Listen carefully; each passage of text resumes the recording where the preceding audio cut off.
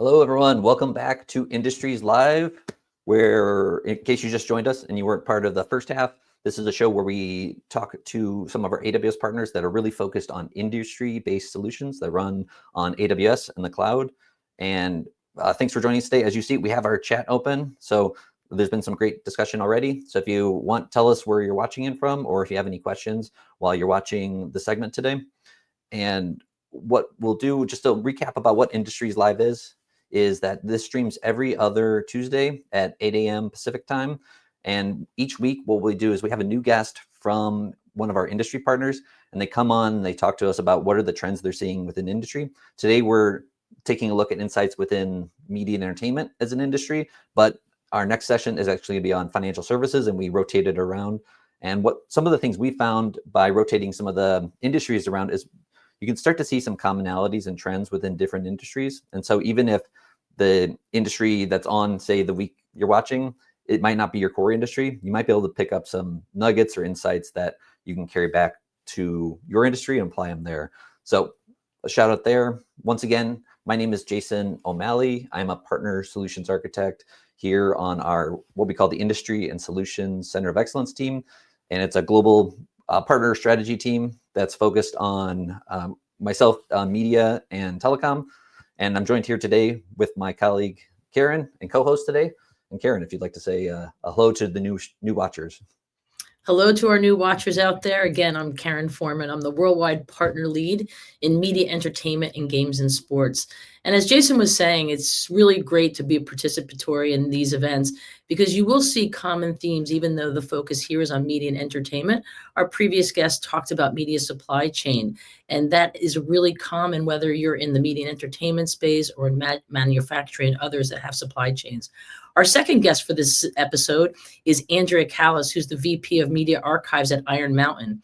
Andrea has an incredible background in archives, so very much looking forward to this discussion. And again, those archives can be documents. It could be for the healthcare industry, the imaging industry. Again, today's focus will be on media and entertainment, but it's really great to see these episodes week to week and how there's relevancy across industry. So let's welcome Andrea Kalas. Hello. Hello. Hello, Andrea. Good to be here. Thanks for having me. It's great to have you. Andrea, you and I have had chats before, so I'm really looking forward to today's discussion. So tell us about Iron Mountain and tell us a lot about your background because you are oftenly very modest, but you have been working in archives with some of the most well-known and renowned archives across the globe. So hopefully you will share some of those insights and stories in today's episode. Well, yeah, I've had the privilege of working in some of the greatest archives. You know, I've been a film archivist for many years. So I worked at UCLA Film and Television Archive, British Film Institute, Paramount Pictures, and Discovery, where I met you, Carin. So it's been a really wide and varied, amazing experience working in large collections, public collections, corporate collections. So I've just had the gamut of experience, and it's a super exciting time to be involved in archives, in my opinion. And so I couldn't be happier to be with Iron Mountain, working with another group of archivists, right? Because that's what we have within the Iron Mountain's Media and Archival Services team is there's a group of archivists that are helping other archives with all of their services, whether it's putting things in great environmental storage or boxing up a fragile document. But always, of course, when it comes to archives that need to be digitized, that's always part of the mix, right? No matter what other services we're providing, that's definitely part of the mix. But we work really closely with those clients because they may have all sorts of different materials that need to be digitized.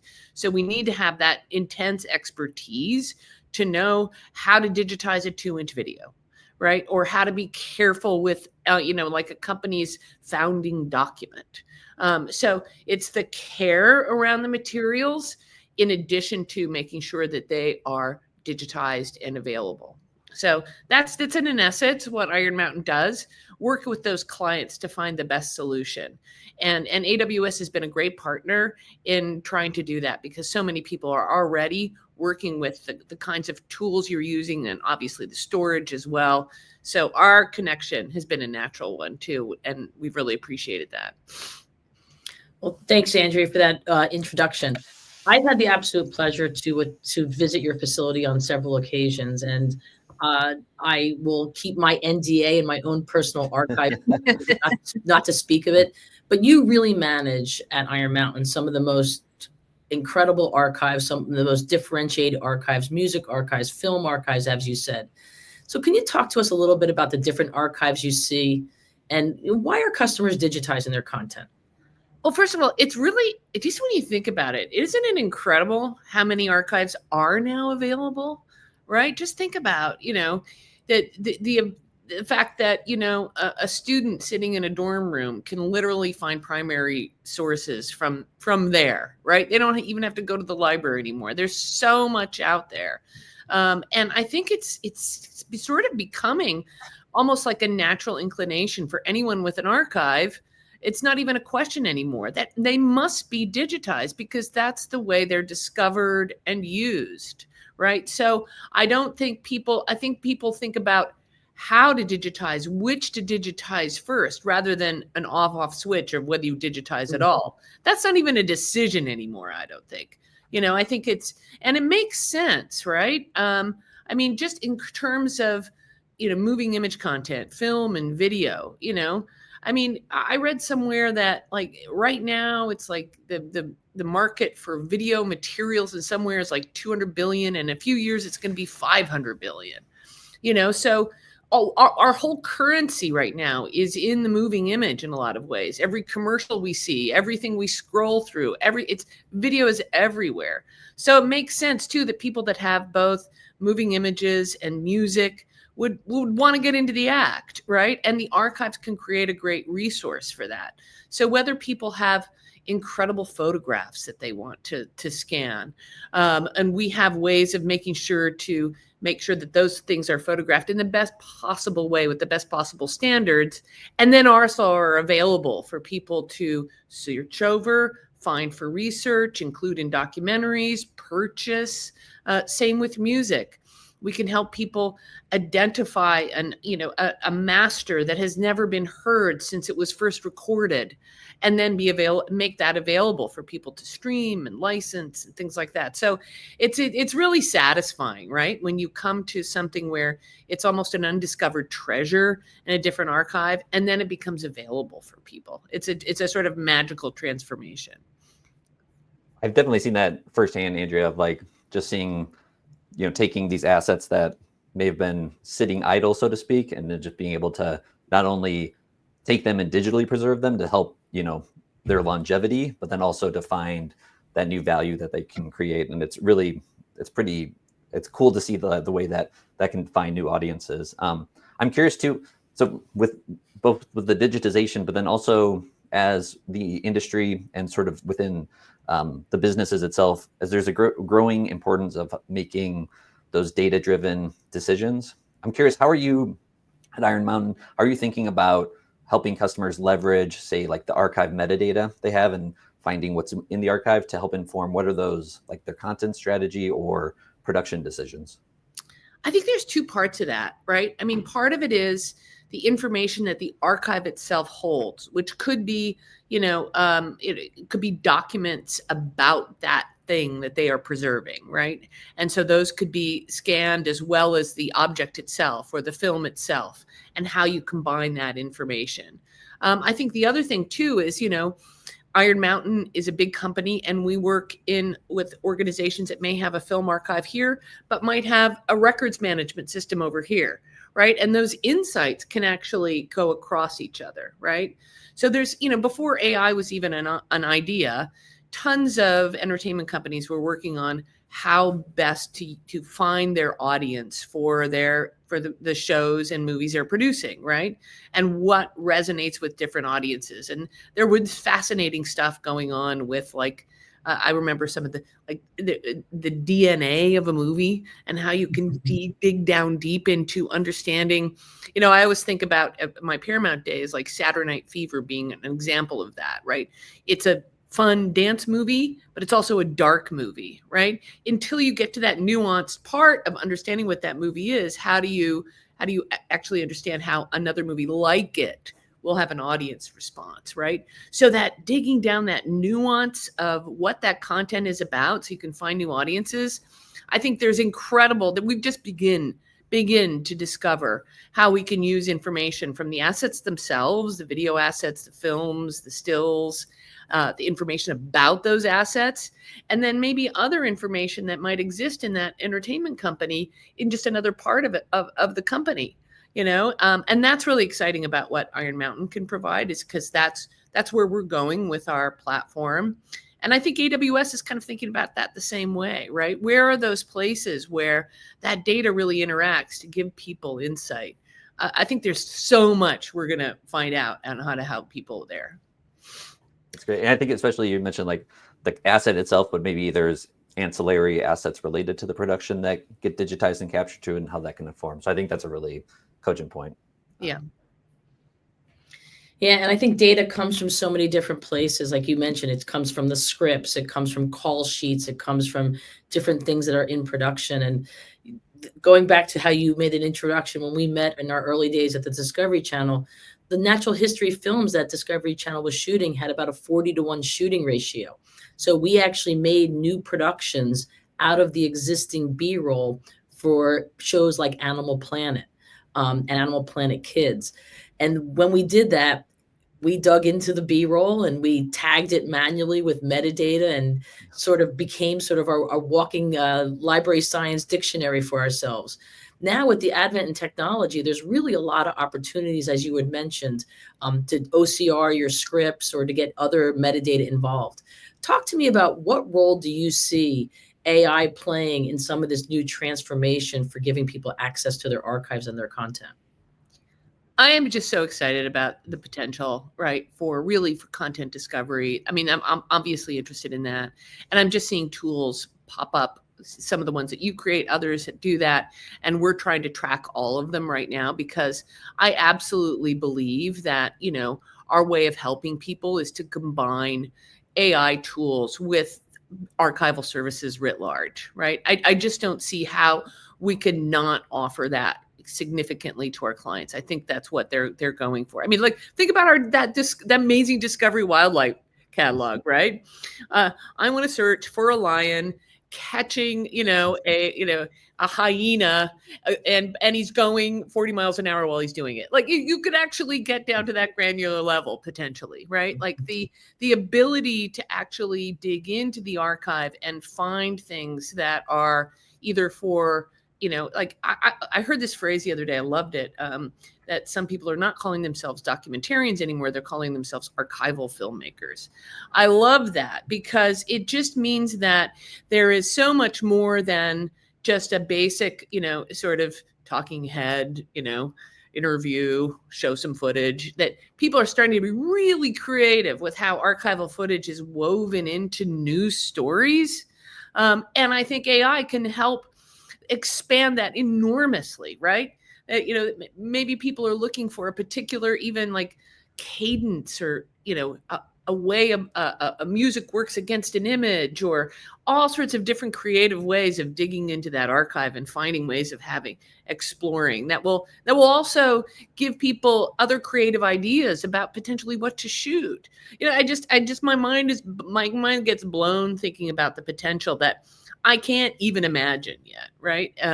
It's kind of like, when I think about digitizing archives, I think about when it was like just 23 years ago ish, that I was saying, one day we're going to go to the internet and we're going to search a title and we'll be able to see any video, any movie we want, right?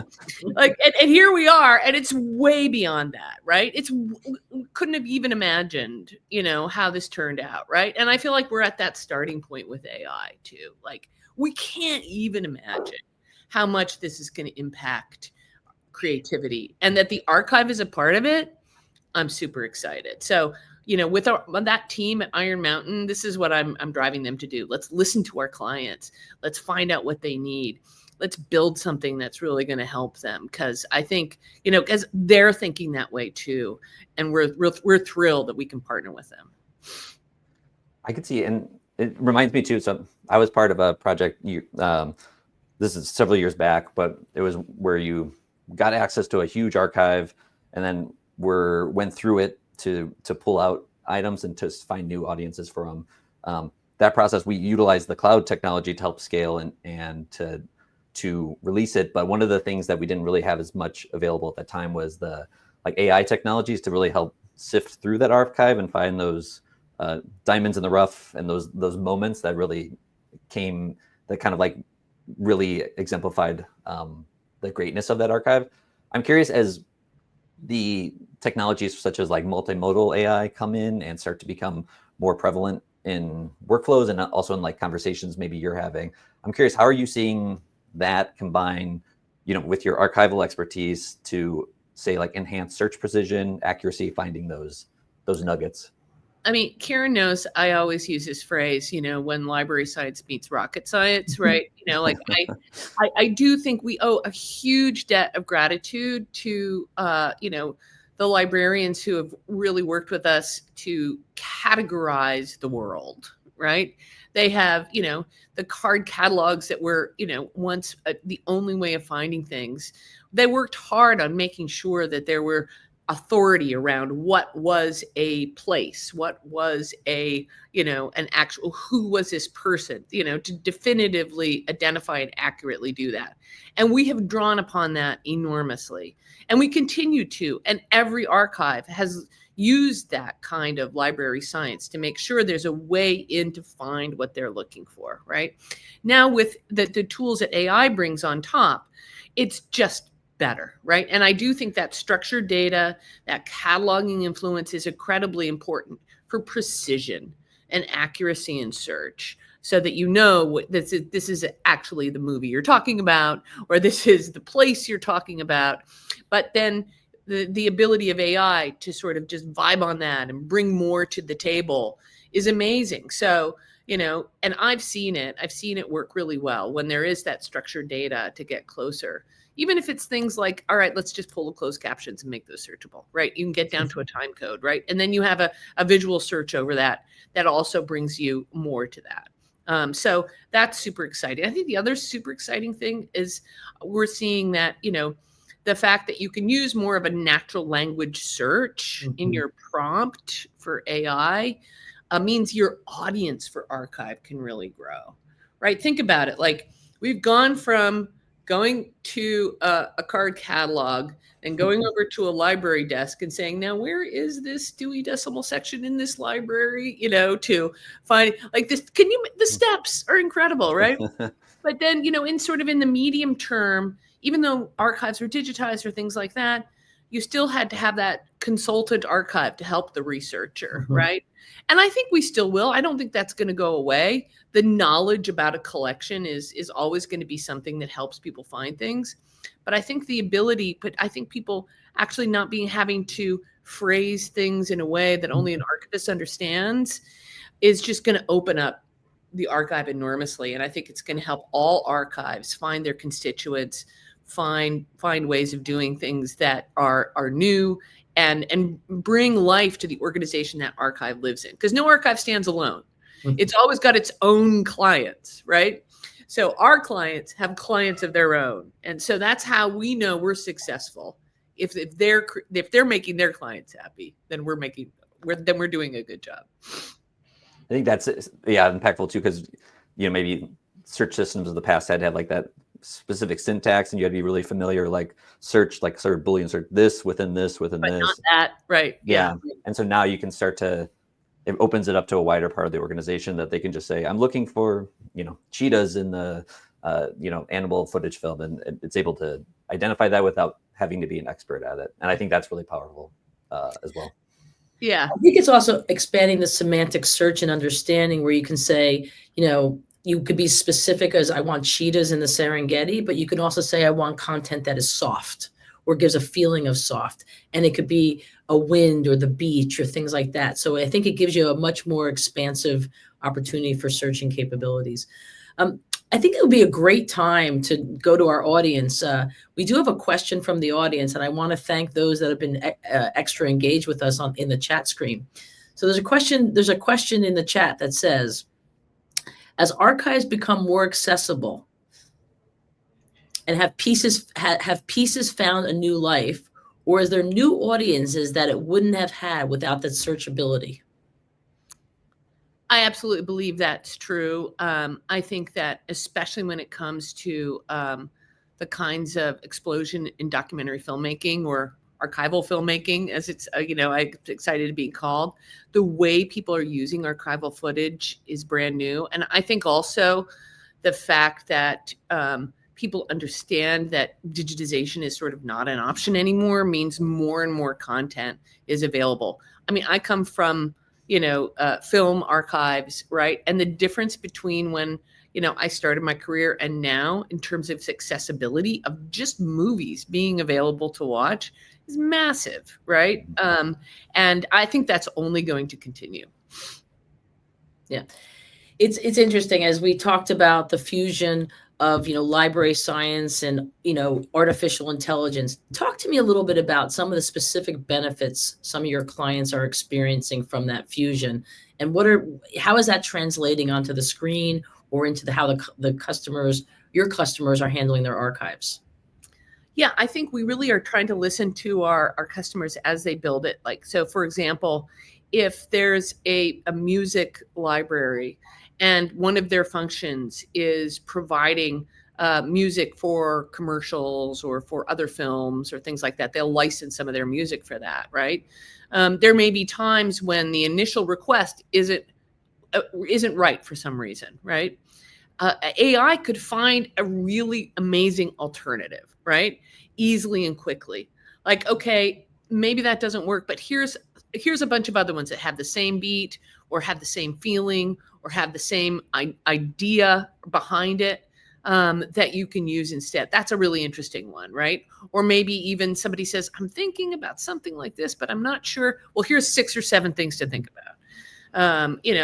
And in footage sales too, another one where, you can, the ability for people to get just much more specific in terms of the kinds of images they're really looking for means more and more potential use of that. So those are the 2 areas I'm starting to see more, but we think it can be potentially for anybody that has an archive. And it could be in an academic environment. It could be in a media and entertainment environment, right? Just the specificity, the precision, the depth of knowledge is just going to enhance whatever project people are working on. Oops, sorry. Yeah, I've seen a lot in, believe it or not, higher education. A lot of these archives are moving. A lot of sports archives are moving. Healthcare, the amount of content for imaging and then being able to share those results with doctors worldwide. So it is really it's amazing the expanse of content that you all touch. Yeah, no, and it's true. Video is everywhere, right? And it will continue to expand into just sort of every corner. So that's the other part that we're trying to do at Iron Mountain is make sure that the expertise within our group helps people that may not be in traditional areas of video, right? And audio. So we can help those people who also need insights for that kind of information, right? Video is turning from just something fun to watch into something that could have complete data for an industry or have insights into all sorts of different areas, right? Or be evidence, right? So it's not just on the big screen going to the movies and in your living room when you come home anymore, right? It's everywhere. I liked your point earlier too about the sort of that like similar content and recommended content, because I think that's one of those things that like doing that as a person and trying to tag all the similarities is just like AI is just so well suited for that, of like noticing trends that you wouldn't know, or trends and similarities between content. And I think that's really powerful as well, especially if you have something that's like close, but you're like, oh, I want this, but slightly different, and it can help you find that in a way that maybe was difficult. Yeah, that ability of AI to actually inspire, right? To actually sort of suggest, and I was like, oh, that's a good idea, or no, that's a horrible idea. I'm glad you didn't. I didn't go down that path, right? Like, it really can be. I mean, I think people using tools right now for just general, generative AI already know this, right? So they're coming to archive search with that understanding of how these things work, and applying that to their ability to do better archive search and find different materials, and that's exciting too. Totally agree. Andrea, in addition to the work that you all do in digitization, you do a lot of work in audio and restoration. Is there anything you want to comment on that while we have the audience here? Oh, it's just been so amazing because, my background wasn't in music, but now I'm sort of wish it had been because, oh my God, the collections are just, mind blowing, beautiful, incredible. And the people that work with them too are working with, often collections that come from all sorts of different sources and come to them in all sorts of different in kinds of shapes. Some of them not cataloged at all, some of them in great shape, some older music masters, right? So helping them go through that entire process of, like we have a tool that actually takes an image of all 6 sides of a box really quickly and then does OCR even on handwriting. So those are for, collections where there's never even been any cataloging. So we can start there and then go all the way through with handling some of the older audio formats really carefully while we digitize them. So we're really getting the best out of them that we can. And then making them available for their clients to use for, just for releases, for, for other kinds of materials that they're doing for licensing, for all sorts of different events. And, they're really, they have, in a lot of ways, the music industry has had a step ahead of some of the more of film companies and broadcasters in terms of that transition. So we can learn from them too. I think it's also interesting to see how they've done as an industry, and they're very much involved in technology and how that can help this. So having the music archives be a part of it is really exciting. Great. I think we're coming close to the end of the show. I was curious, Andrea, any last kind of things you're excited about, you're looking forward to going forward?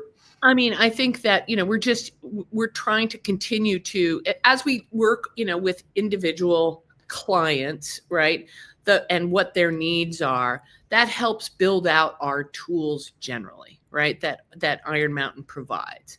So that's the exciting part, is just learning from our clients what they need so that we can work with you guys to build out, better solutions to actually, the soup to nuts archive path from something sitting on a shelf to something that's really available and searchable by AI. So that's what I'm just excited about, is, sharing, knowledge with our clients about what we know about AI, but also hearing back from them what they really need, so that we can translate that into better and better tools for archive discovery. Agreed. And I think we have our URL. So if anyone's interested to find out more about Iron Mountain's services, you can check that out. I think it's in the chat as well. And with that, I think we're almost at time. So Andrea, thank you so much for joining us today. This was really great discussion, and having been through some archival projects myself, it was great to hear your insights about what you're seeing. So thanks for joining. Obviously, I love talking about archives. So thank you for giving me the opportunity. Andrea, thanks for joining us. And I echo that. Archives to me never get old. Yeah, I like that. I love it. All right. Well, thank you so much. And thank you everyone for joining us today as we wrap up, and especially everyone commenting in the chat and engaging and helping make this a really great episode. Don't forget that this is a bi-weekly show. So we'll be back in 2 weeks, and that'll be August 12th, I believe. And we'll be, I believe, talking about the financial services industry. So we're switching it up. And so make sure to don't miss that. Subscribe to the LinkedIn page, the YouTube page, the Twitch page.